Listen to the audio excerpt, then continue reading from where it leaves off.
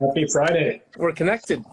Yes, we are. So let's get it started. The thing that's been taking up all the media space over the last couple of days is the truckers' convoy. What are your thoughts on that?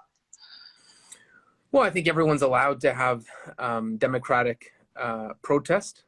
It really is extraordinary the level of attention it's getting. I see Elon Musk and others commenting on it. Yeah. I'm told that I think I read on Insaga they're going to be coming through Peel region, but I'm not sure when that's going to be happening. Monday's a big day. Things are opening up. Is City of Brampton doing anything to ignite, kind of the restaurant and the restaurant scene? Well, we're going to have all our facilities ready to go. We obviously felt it was long overdue to have our facilities open, so we're happy that the provincial government has reopened, given us permission to reopen. In terms of the restaurant scene, they've been beat up with this lockdown, and I don't think you can make up for the loss they've suffered, the sweat equity they've suffered. So I'm going to get out there and support local and encourage people to visit their local restaurants. But let's not kid ourselves. It can't replace the damage we've seen. I did not believe that they should have been shut down in January. We've had more days of lockdown in Ontario than anywhere else in North America. And I'm not a fan of these broad-based measures where we shut down everything. I've talked on this show with you and given examples of how too sweeping the measures are. You look at an example of tennis where you're 76 feet apart. Physical distancing, they say, is 6 feet, and yet you can't even have tennis during a lockdown. There's lots of examples like that. But there's no point in going backwards. You can only go forwards, and I'm happy that we're reopening on the 31st. Awesome. Brampton City Council is backing up a plan for a new Rogers campus. What does this mean for Brampton? It's really exciting. It's a $100 million investment in our downtown, high-tech, high-paying tech jobs in the middle of our innovation district. It's a huge boom to the downtown. There'll be economic spin-off.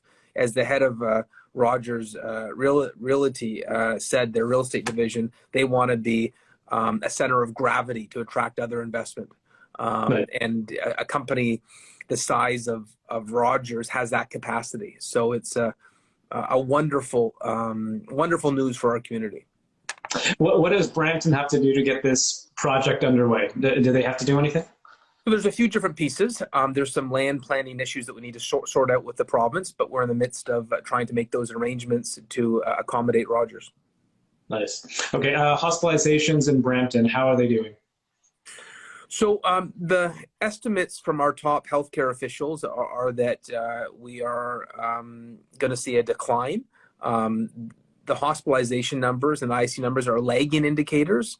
But what you'll see first is changes in the wastewater and the positivity rate that follows through in hospitalizations and ICU. So it's looking encouraging. It's been a tough go for our hospital workers where we've had staffing shortages because of Omicron. So this anticipated decline will be much welcomed. Are there new vaccination centers opening up in Brampton anytime soon? Well, Dr. Lowe did announce that there's going to be some doses after dark. So we're going to have some new opportunities to get vaccinated at all hours. So the last doses after dark was a big hit. And details on the new doses after dark locations in Peel Region are on the Peel Region website. Highway 413, good or bad for Brampton? So Brampton has advocated for a compromise solution called an urban boulevard. So in the area that is going to be dense residential, we suggested an urban boulevard. It allows for more housing supply. It's cheaper. And you see this more commonly in Europe where they use an urban boulevard through a dense residential area. And we're not giving up on it yet. We believe this is the best way to make that transportation corridor work.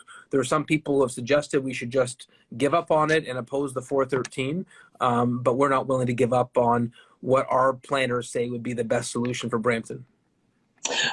We talked to Minister Maroney this week, and she said that that's not part of the plan.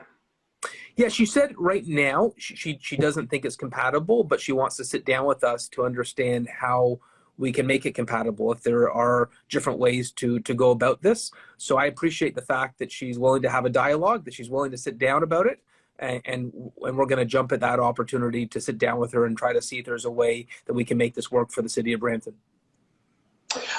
This month, over the last month, there's been some horrific fires in Brampton. I guess there's just a lot more in the media right now. Is there anything that the city of Brampton can do, or Brampton Fire, to educate people in regards to how to prevent fires, fire alarms, things like that? Well, actually, the fire chief is embarking upon that effort. He is taking firefighters out to some of these stacked townhouses areas where we've had some fires recently on fire prevention. He's literally knocking on the door as the chief with local councillors and top fire prevention officials to share best practices. I joined him this week on one of the nights to door knock in the Ellis Drive neighborhood. And they're going to continue doing that to make sure that we have best practices in fire prevention. Monday, what restaurants are you hitting? Breakfast, lunch, and dinner. Go. Well, I think I'm going to have to ask my wife, because all smart husbands let their wife make that decision. We haven't had a date night out at a restaurant for the entire lockdown, so she will be making that decision. Right. Whatever Gigi wants, she gets. Okay. And then, have you booked your hockey time yet for next week? Well, I do play in a regular shinny game on Tuesday and Sunday that have been canceled during the lockdown. So I look forward to getting back to those times. Awesome. And then how was the backyard ring contest? The funny thing is, a couple of people have sent it to me to send to you, but they don't live in Brampton. So I'm like, I don't think you qualify, dude. So. Yeah, it's been blowing up. The interest has been phenomenal, and we are getting people from other cities saying, can we please apply for this? But no, you have to be a Brampton resident. Okay, awesome. And it's going well though? Like it's when does it end, by the way? January 31st is the last day to submit your photo. Okay, awesome. And I started Ozark, and I absolutely love it. So, and I appreciate you telling me about this 2 years ago. So, that's the latest season's out now, so you've got some watching to do. I've been watching in the last 2 weeks. I've been completely unproductive. All right. All right, take care. All the best.